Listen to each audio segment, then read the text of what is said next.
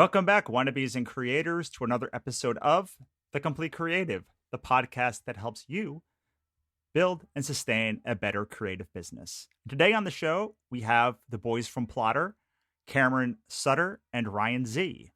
Now, I'll be honest, I know Ryan's work because I've been part of a lot of his promos in the past, but I had no idea who Cameron was or what Plottr was until about 2 weeks ago, where I got a flood of requests and questions about Plottr specifically, which is a program that helps writers plot out their stories.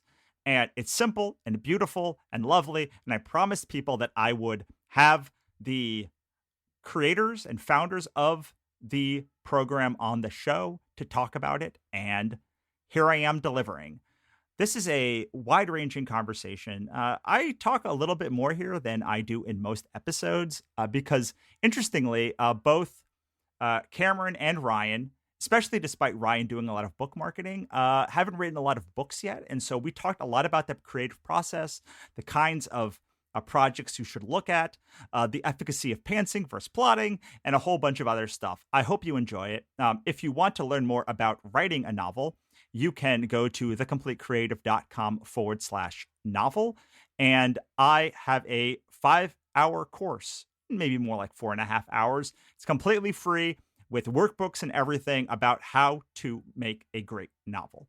That's at thecompletecreative.com/novel. That being said, let's get on with the show. Take it away, Ryan. Tell us what you're passionate about these days. Well, great to be here, Russell. I think the thing that I'm really interested in right now is actually trying to figure out how to write a book myself, actually. So that's something I've been thinking a lot about, and it's part of the reason I joined up with Plottr, actually. Awesome. How about you, Cameron? Lately, I've been very passionate about the creative process and like what's it take to write a story, what challenges you face, and how you go about overcoming those so you can write a great book. This is so interesting because like I would just assumed, Ryan, because like we kind of run in the same kind of like marketing book circles that you had written like a bunch of books by now. Can you talk about what you like? What have you learned like working with other writers and also like trying to do your first book that have helped you sort of I don't know, like develop your own process? Yeah, I mean, so I'm still really early stage in terms of like thinking about this. I just haven't really made the time or to really to start writing. I used to write a bit back in college, but it's just sort of one of those things where other things get in the way and you just don't make time for it, and then it just doesn't happen. But I think it's been interesting the way I've come to this point is that, like as you said, I have been able to talk to a lot of authors and influencers within the space. Like I think about like Alex Newton from K-Lytics, and thinking about how his the fact that I know about his research reports and other research that's available like that will definitely help me moving forward in a way that if I was just starting out and I didn't know any of that information, I would be starting out at a very different point. So I think there definitely is a whole bunch of advantages that I can sense will be useful as I move forward with this process. What do you think, besides K-Lytics, are the biggest things that like you could tell somebody who was doing their first book to move them to your sort of like what that you think is going to help you now compared to like what someone doesn't know before they're getting started? You mentioned K-Lytics as one. Are there a couple of others? Yeah, I think definitely like one thing that I would avoid doing probably, maybe you could speak to this more than I can, but is trying to avoid writing in like too many genres. And I know obviously that's something that is sort of hard to predict, especially if you become passionate about a certain topic at one point, or maybe you decide like, this particular genre isn't just working for me. But I feel like that's something I would try to think about more in advance to like build a brand around a specific genre or type of writing so that it'd be easier to, promote those books moving forward. So here's, I did the opposite, obviously. I did like mystery when I first started, and then I moved to like thriller and sci-fi and dystopian before I finally like kind of settled on fantasy. And Mm-hmm. I think that for me, the thing that really helped was to think of the creative process in two pieces. So, like, the first part of my creative career was kind of finding my voice and like feeling like I had a safe space to fail. And I think for that, like, I really needed to like do a bunch of genres and try a bunch of things. And like, I didn't know what was going to hit. I didn't know what was going to work. And I didn't know like kind of what would resonate with me and fans at the same time. So, in Right. that respect, I think that writing different genres is what kind of gave me that original voice. Like, it makes my fantasies like have a lot of like that thriller pacing. It makes Right. my characters like deeper. It makes the tech deeper that I like that I have. Like, I learned a ton about world building from doing my dystopian book. So all of Right. those things kind of combine together in that piece. And I do definitely agree that like you should like put your foot down and do a genre. I think there's some efficacy or a lot of efficacy to understanding that those first million words or those first 5 or 6 books or whatever, like, you might really think you want to write paranormal romance, but like, you actually find that the love of that you have is for like suspense thriller or like thriller or some other thing. And I do think that people tend to get locked into like a genre that they're going to write, and Mm-hmm. being free and having a safe space to explore that part of it is I think is important to having an original voice in the space. That's Mm-hmm. really awesome. That's really awesome because I've always felt like creativity is kind of at the intersection of different disciplines. So if you're like really good, for example, me, I'm really good at software engineering and I'm a writer. And I feel like the intersection of those two really creates this unique creativity. And so that's kind of interesting. You talk about different genres because it sounds like it's made a unique form of creativity in your writing. Yeah, so there's a difference though. I will say that there's two different kinds of writers. There is the writer who is literally just is writing every trope that comes out in, let's say, Mermaid or like whatever that thing is, and like they're able to sort of um evolve into and lose themselves in whatever the hot thing is. I know plenty of amazing writers who like their goal is to make a book that feels like all of the other books in that genre, in that hot thing. And Sure. that's a much different kind of writer than the kind of writer that I have sort of moved to be, which is more like Vonnegut-esque, kind of like Douglas Adams-esque, where the thing that you come to them for is the way that they take a genre and break the conventions. And you can be successful in either kind of writing, but Right. there are pulp novelists or like R.L. Stine kind of novelists, and their job is to just like give you the thing that you expect in that genre. And then there are Yeah, other people that's so that true. and so neither is good or bad or like better or worse, but I think that the playing around and moving to genres is probably much more important if you're trying to become like Neil Gaiman than if you're trying to become sort of a dime store novelist from the 40s and just write like the same kind of like Perry Mason story over and over again. Yeah, that's so true. I feel like I'm still I'm maybe at the beginning stages where you were, where I'm just trying to figure out, like, I'm writing different genres and just trying to figure out where I'm going to end up. I caution writers all of the time and all sorts of creatives that like my goal is to get you to money. I mean, Ryan, like our job, like the main part of the job is to like get you to a place you can make money, right? Like, it's like hard to be in the book marketing space and not have the end goal of someone making money, because if they spend Right. $100 and don't make $200 back from it, like, it's kind of a failure, or at least if they haven't made $100. But I'm Yeah. very cautious to make sure people know what the end goal of that is, because if you want to write certain kinds of romance or certain kinds of thriller or like space opera or certain kinds of fantasy, like, there's a massive market for you. And like, it's going to be much easier if you want to write like Academy books in 2018, in 2019. Like, there's a massive market for that, less so now. And so that is sort of the like, you want to make a living in this, like here is the 4 genres that are really hot. But I find that most writers, they want to write like some niche that might have a little bit of fandom, or they like there's a market for, but not a massive market for. And I think that's okay too. Like that's okay. You got to just know that you're not going to be like a top 100 author who's making 7 figures. You may make 5 figures, and your thing will is still valid. But if there's only 1,000 people to read your 18th century military romance, then like you can't get $50,000 from that unless you make like 30 books a year. Yeah, or they hope there's at least an audience for those kind of things, right? Like it's what they like to think about or read or fantasize about. But then on the other hand, you have books like you have Outlander from someone like Diana Gabaldon, which, you know, it does, you know, it has a lot of those tropes, and you might think in the abstract, well, who's going to want to,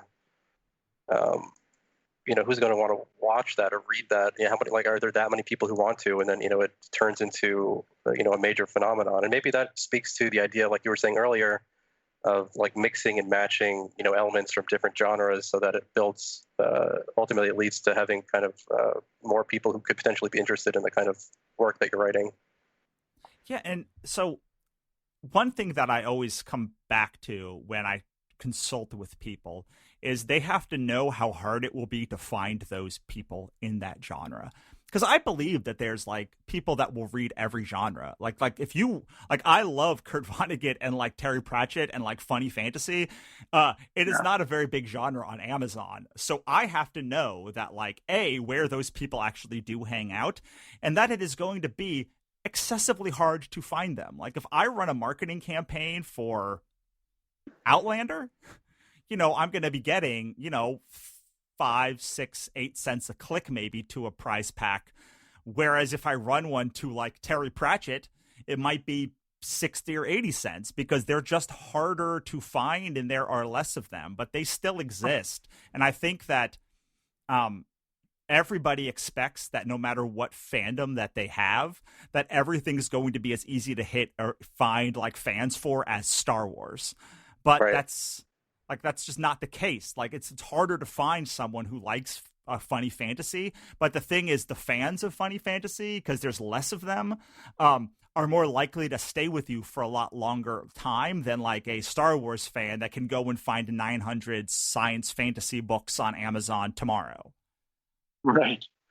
Yeah, that's so true. I never thought about that. I guess, they're harder to reach, but they're going to stay with you longer. So.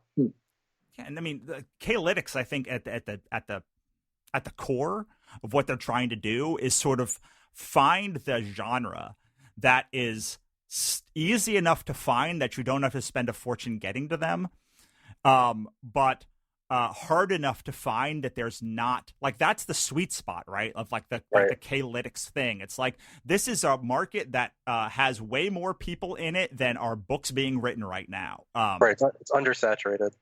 Right. And there's a specific kind of fandom of like writer that's all they want. They just want to know like what that genre is, and they're going to write the books in there, and they're mercenaries. And I'd say that like with the most love that I can possibly say about that, because again, I know a lot of mercenary artists, writers, and they're making their living and they're happy and they're doing that thing. But there's also a lot of artists or writers that like they just can't do that. Like that's not in their skill set, and that's not in the skill set that they want. And I think that there's still a place for them to be able to make a living, because I know a ton of also historical authors who write one book a year and like they kill it because they're selling that book for like $10, and there's very few books in that genre, and like people are going to pay for it. And I don't think that you have to know like now. I think that like one of the big problems is like someone is, you know, if those historical authors were selling their books for 99 cents, you know, they probably couldn't make a living doing it because like, there's just not enough authors to support that. I do a lot of my work on Kickstarter, and people are willing to pay a massive premium on Kickstarter for books because they're looking for like weirder books. And I always tell people who are like in those genres, like, why aren't you utilizing Kickstarter or Indiegogo or Inkshares or someone else? Because the thing about those platforms is they are people who are not finding what they want on Amazon. And so they're willing to fund products that are what they want, even if it means they're not going to get it for months or even a year. And like, they're willing to pay a premium because they know they can't just go to Amazon and search for it. And like, if you're the kind of author like me who makes like mythological fantasy and puts a lot of like, let's just call it not pro-Catholic stuff into their books, or like has a book narrated by God where he is not happy about capitalism and like religion, you're not gonna be going to the sweet romance community that like is very, very massive on Amazon and like going to push that. You have to find somebody who's like has a bent that is very much like the bent that you have, and those people are going to exist in places probably that are not being serviced by Amazon. So here's a question for you. What happens if you're going down one of those two paths, let's say the mercenary path, and you realize that that's not for you and you don't know how to get to the other path? You know what I mean? Yeah, so this goes back to that safe space to fail. Like I think that a lot of people probably start trying to monetize their stuff way too fast. And I say that as someone who like helps book marketing people, but I see it all the time where like people have one book or no books, and they're like, I'm going to be that sweet romance writer. And I look back at them in a year later and I'm like, that is not sweet romance. That's gothic horror. What happened? And they're like, oh yeah, I wasted $5,000 building this mailing list of like sweet romance authors that is useless. And because I'm not doing that, like I don't like that. So I think that part of it is giving yourself the okay to say, I'm going to try everything. So I liken it to when I started Want to Be Press. I had no idea that I would like negotiating contracts. I had zero idea that I would like helping people with book marketing. Like book marketing and like marketing in general was a thing that I actively avoided. And then I found that like it was very much like sociology, which was a passion I love, and I like fell in love with it. And so people giving yourself that ability to be like, oh, like that was not the thing. I thought it was the thing, but it wasn't the thing. It's sort of like this like obsession we have of people choosing a career path when they're 20, and then when someone hasn't chosen something by 30 being like, oh, they're just a flake. And I'm like, no, they just like have tried 50 things and hated them all. But like, I don't think that they're a flake just because they didn't like that stuff. I think sometimes you have to get quite far down a road before you know it's not the road for you. And I think that one of the biggest detriments of people creatively, or really in any career, is that they're like, well, I'm stuck like I went to medical school and I hated it, but like I'm stuck as a doctor for the next 30 years. And I think that can happen in creativity too. One of the beauties of being able to move between like comics and novels and nonfiction is that like you kind of find what you love and like what you love about it, and you can sort of pull it out and utilize all of those pieces. I've often thought that like I would make a whole lot more money as a mercenary writer because I could just like write to what the trope is. But like I don't find as much satisfaction in my writing or as much joy in it. And this is nothing, again, cannot stress enough, like this is not everybody's bag. Like a lot of people are very happy doing that thing. In fact, I like to be like, a lot of people think James Cameron or Michael Bay are hacks, but I'm like, they happen to be people whose aesthetic matches up with the thing that is popular. George Lucas matched up with the thing that was popular. Steven Spielberg matched up with the thing that was popular. And And a lot of and like if you can do that, then wonderful. But there are all sorts of paths. There are people that do like sort of a combination of like, the Jared Leto path, which is like, hey, I'll do one of your studio movies, but then you have to finance one of my weird movies. And there are people that sort of do both. I have friends who are massively successful that are like, I have one book a year that is my book. That can be as weird as I want it, and all of the other money that I make funds this one weird book. But like I'm able to figure out how to make these books really successful.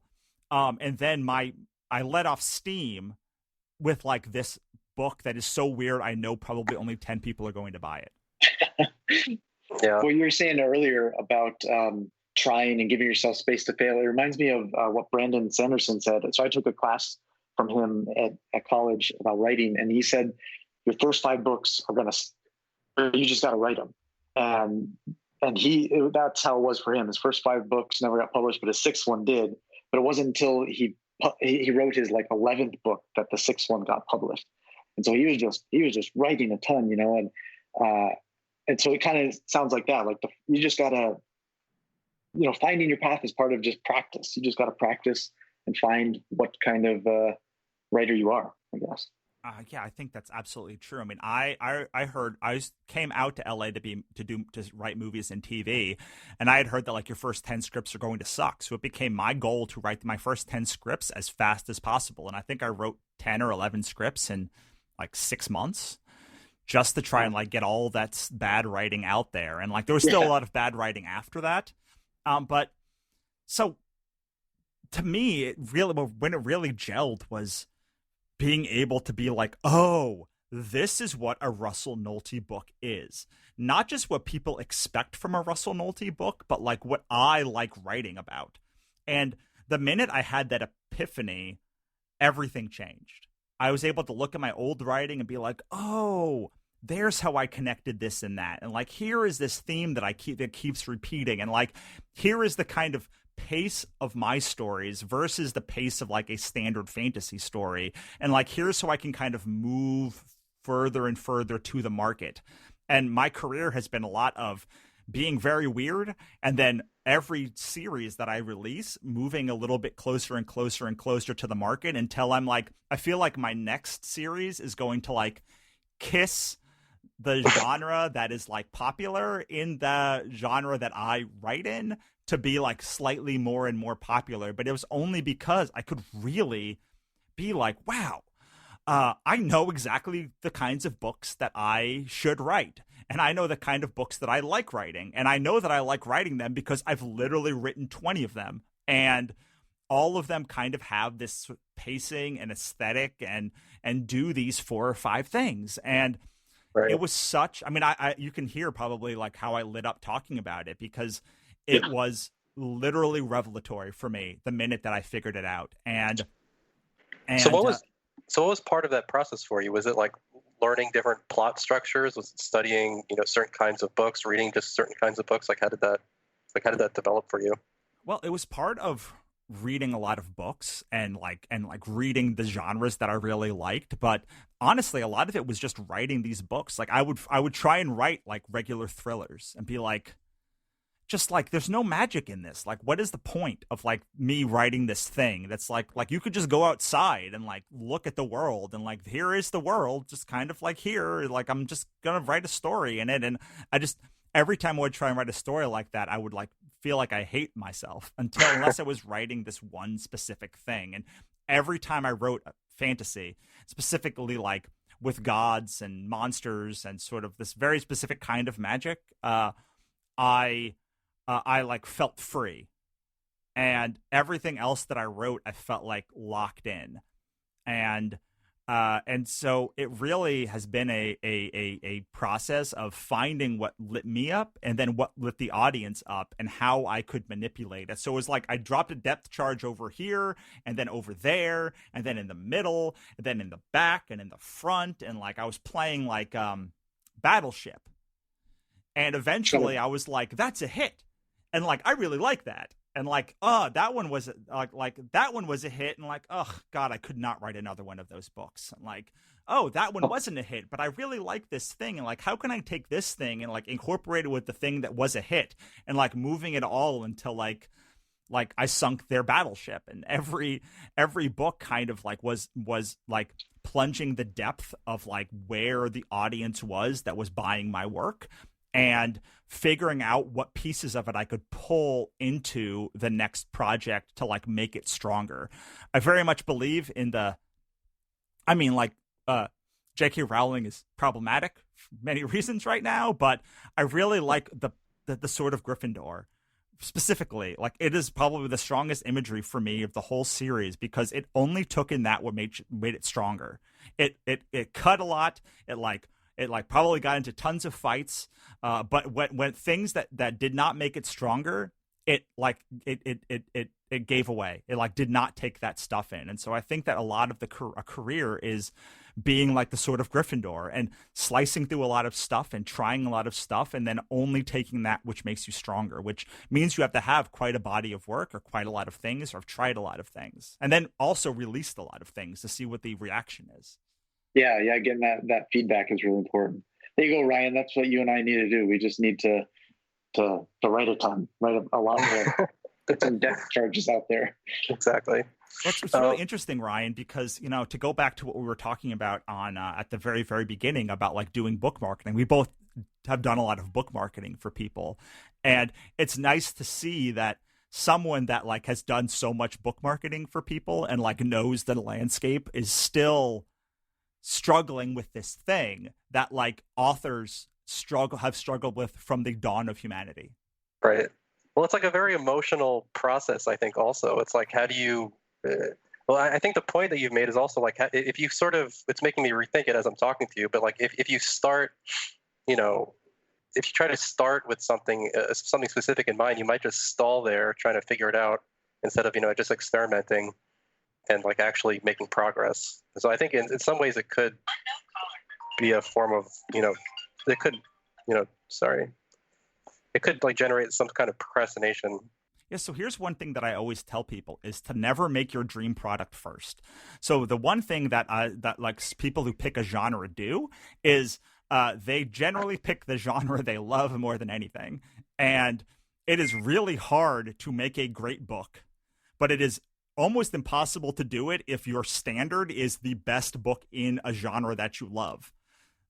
So I always tell people, I'm like, what's a genre that you kind of like? Like for me, like I like psych and I like monk and like cozy mystery kind of things. Like are like I like falling into them. Like they're not my favorite genre, but they were a genre that I knew. And so writing in that became like, well, I know how to competently put together that story. And so I was able to do mystery novels first because I understood the structure, but it would not completely break me if I did not make a great one. Whereas with like fantasy or sci-fi or the stuff that I do now, like if I did not know how to make a great book, I don't know if I could have continued going on because I would keep being like, oh, that's not as good as Hitchhiker's Guide to the Galaxy.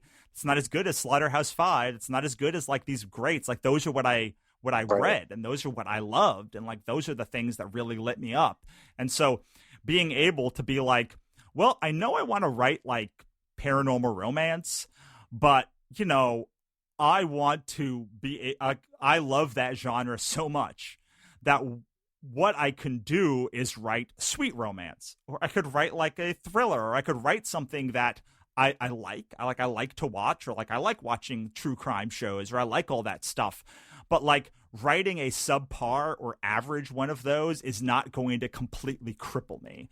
And so while I do believe that like you obviously have to like put your foot on the gas like once you have a hit, a lot of people stalling in their first projects comes from them being like, I've always loved epic fantasy and Brandon Sanderson, and I can't wait to make my 10-book series, and here's book 1, the first thing I've ever written, and like, wow, it's really bad, and like now I've got to keep rewriting it and rewriting it and rewriting it and rewriting it, where if you had just been like, well, mystery is pretty paint by numbers. Like, you have a setup, you have a detective or somebody, you have a crime, you have clues, you have a whodunit, and like you have an arrest that like you don't arrest the right person, and then you have to like find the clue by the end. And like that's a pretty paint by number genre. Like I'm not saying this is nothing against mystery novelists. I love mystery novels, but like it's a lot more paint by numbers. There's very specific beats that you have to hit. Yeah. Right. And in romance too, like there's the romance, there's like the two characters, there's the meet cute, there's the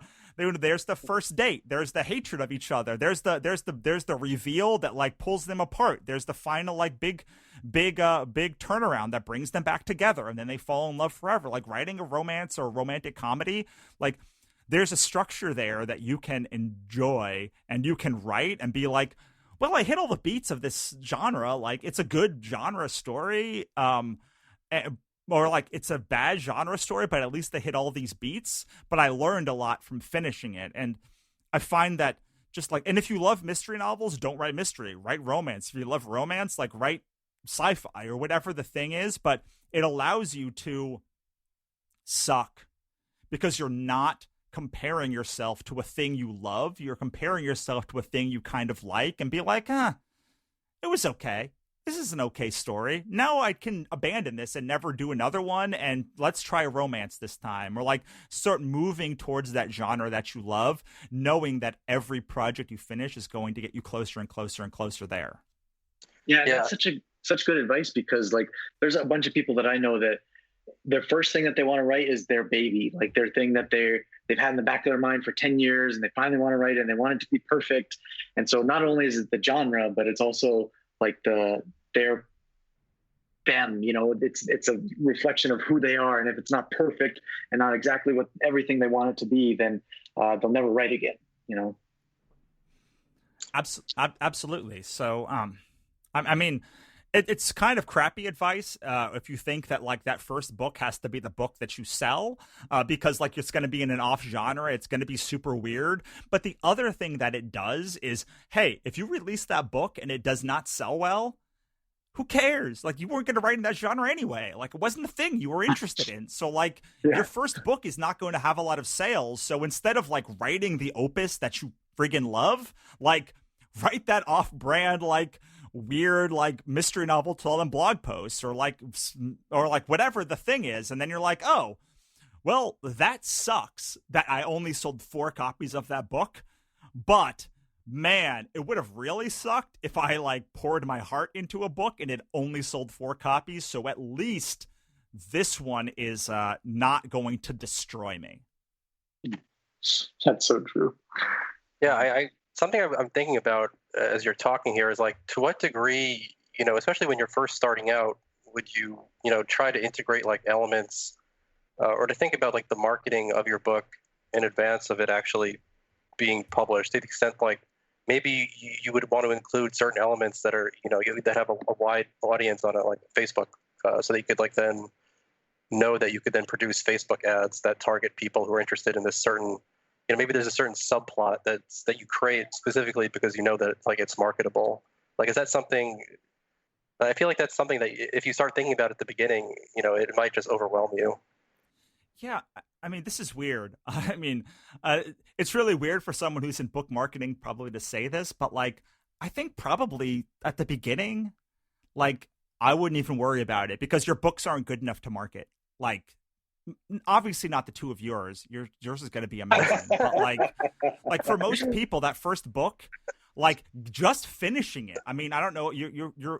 We're all in a lot of these Facebook groups, and like just the act of finishing that first book and that second book is such a miraculous accomplishment that like I think you should just be excited about that and not be like, how do I incorporate all of these things? I like to think like, your first book, you learn structure, then like dialogue, then characters, and like, you kind of build all of these, and then like, how do they all work together and like cause and like make a conflict? I think that like, it's good to be studying how to do marketing or even have like a mailing list that you start initially. But I think that, I don't know, I've been doing this a long time, and like I've been thinking about this a long time, and the longer I've been doing it, the more I believe that like you need that safe space to fail where like you don't have to sell anything for your first 5 books or 4 books. You don't have to sell anything until the joy and rapture of finishing that book like wears off. Those first couple books, you're just like, oh my God, it's so amazing. I finished it. And by the 4th book, you're like, all right, I finished another book. Like, what now? And that's when like, you're like, all right, like I'm going to release these books because like, I want to learn, like I need to figure out how to do these things. But like, I am giving myself the credit to not have to like sell a lot of them, or like, I don't have to even break even on them. I just have to put them out there so that I can know what a baseline is. And so many people, I don't know, I love to hear your thoughts on this, Ryan, but so many people are scared to put out their first thing because they don't know how it's going to go. But to me, I'm like, go put that out, because then you have a baseline. Before you send that first email or like do that first Facebook campaign or put out your first book, there is no baseline. You have no idea what the reaction to your work is. And so how can you improve if you don't actually know where you're starting from? Yeah, exactly. And like, to continue that, it becomes really helpful just because you get a lot of feedback, whether that's feedback in the form of data or feedback in the form of like people just like telling you what they like or don't like. And then you can actually incorporate that information and make it better. Whereas if you didn't put it out there in the first place, you would never have that, to start with. Yeah. And that is also another reason why it's good to write in an off genre, because if you get told that you're like cozy mystery book that you don't care about so much is like garbage and like doesn't fit tropes and like the characters are wooden or X, Y, and Z, it's going to be hard. But if you take your baby, the thing you love more, that epic fantasy novel you've been working on since you were 12, and like you finish the first book and people are like, this isn't very good, yo. Like, it's going to be devastating. And it's so devastating. Yeah.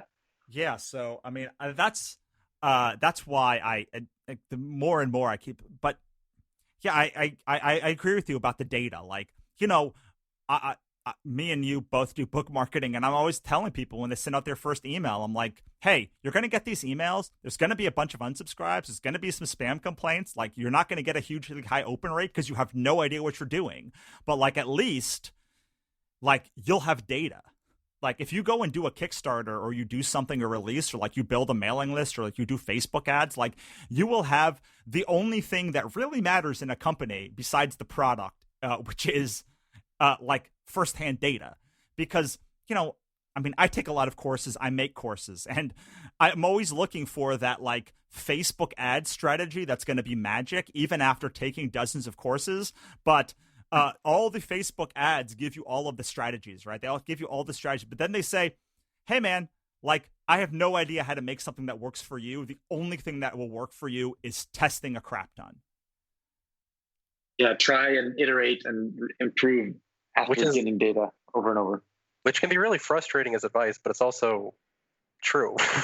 Right. It is very, I mean, and I run lots of Facebook ads. Like I do it all the time, and I'm still like looking for that like magic bullet that's like, hey, just make a purple background with like a hippopotamus on it, and like your book in the bottom right hand corner, and like boom, it will be a winning ad. And like, I talk to a lot of book marketers, and it's never that. It's never that. What it always is like they put all of their like they put like 10 ads out there, and like at the last minute they'll like throw on like some crazy random ad, and like just to test it against everything else, and like boom, that's the one that like wins. Or like every time, like, it's such an odd feeling that like the only thing that you can do to know if you're going to succeed is try it and test it, and then take in that which makes you stronger.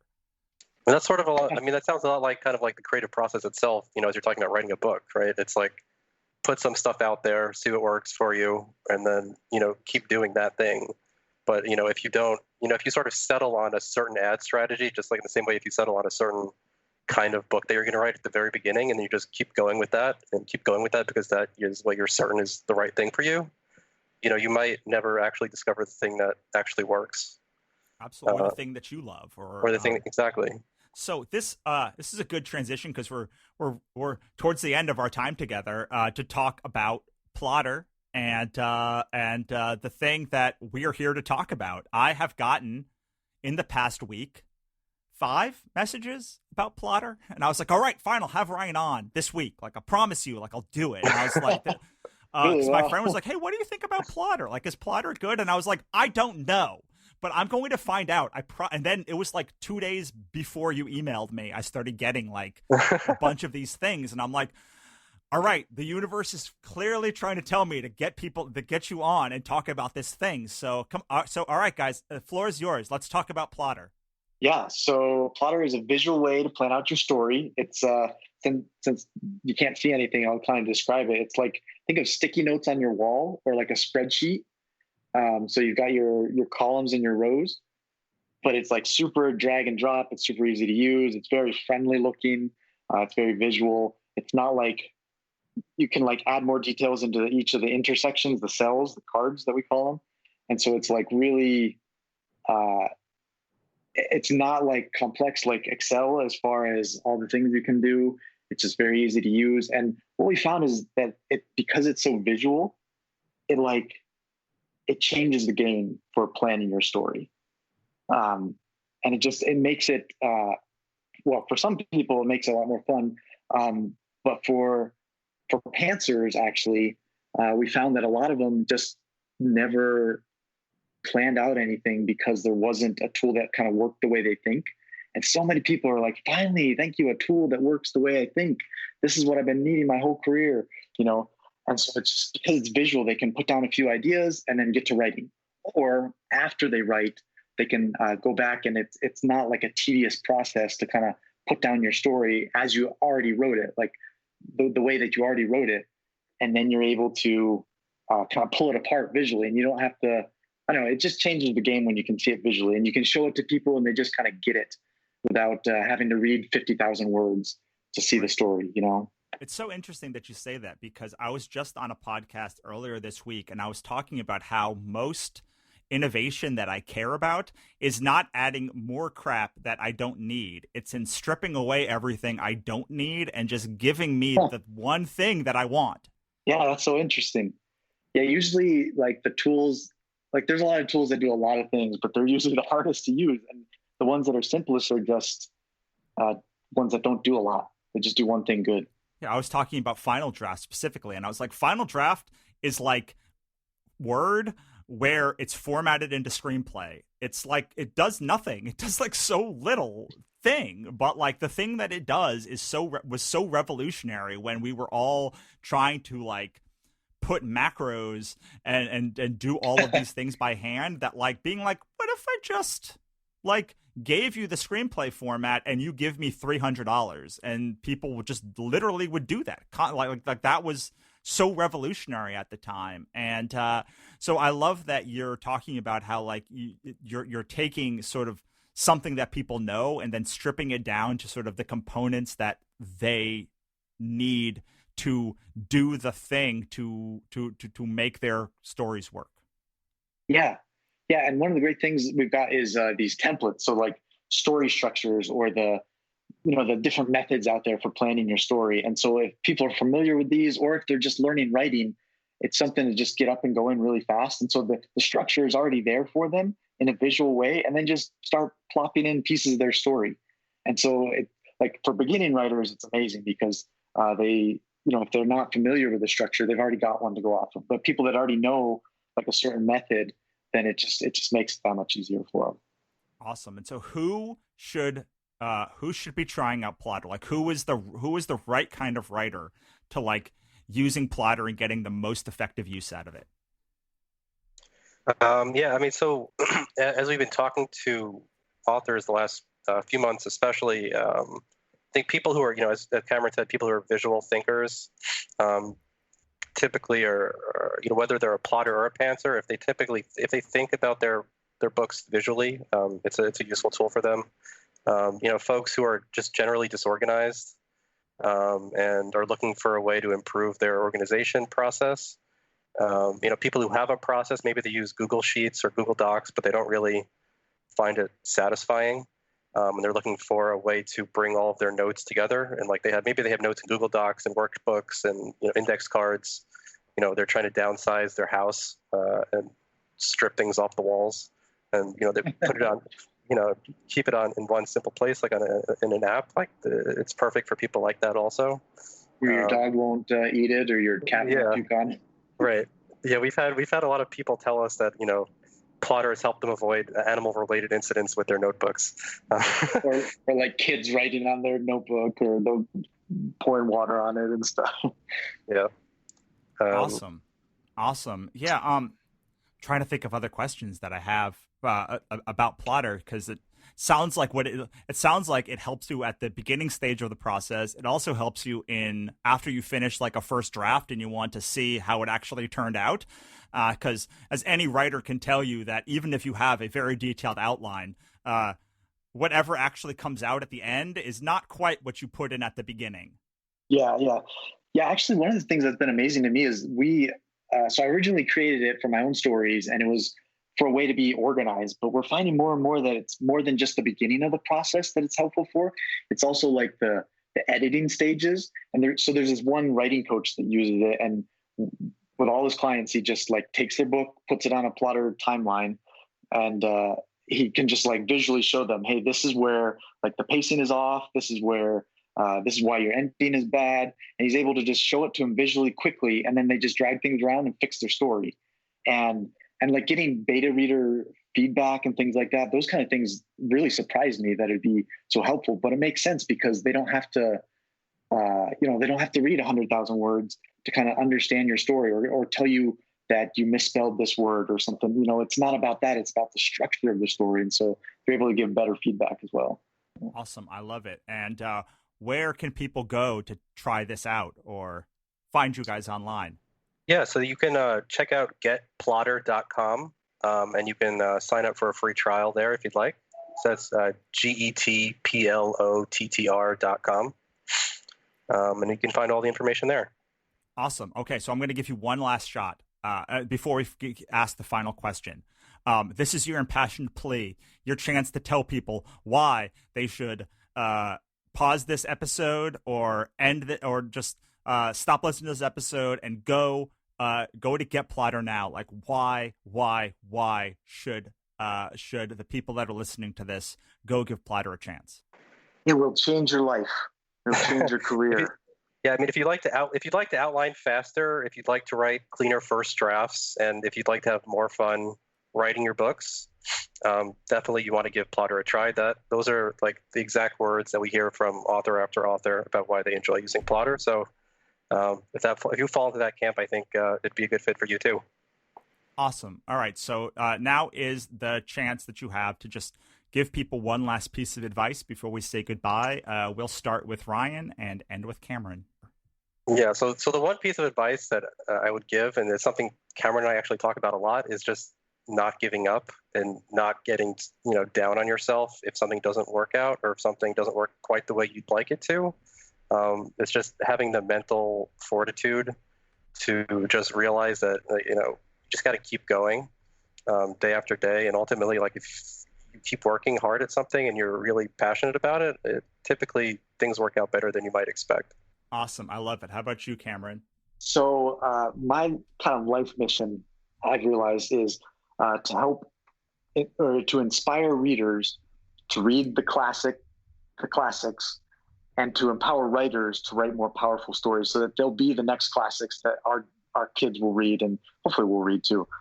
So my impassioned plea would be to read. Just read a ton, read good books, read books that inspire you and that change you and make you a better person. Our society needs that so much. Our families need that so much. And then to write, whatever you're passionate about, write. Get it out in the world, get feedback, but write your soul, I guess. I love it. I love Write Your Soul. That's a great way to end. And so I thank you so much for stopping by and taking some time with us today.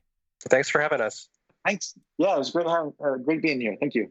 So that was Ryan Z and Cameron Sutter from Plottr.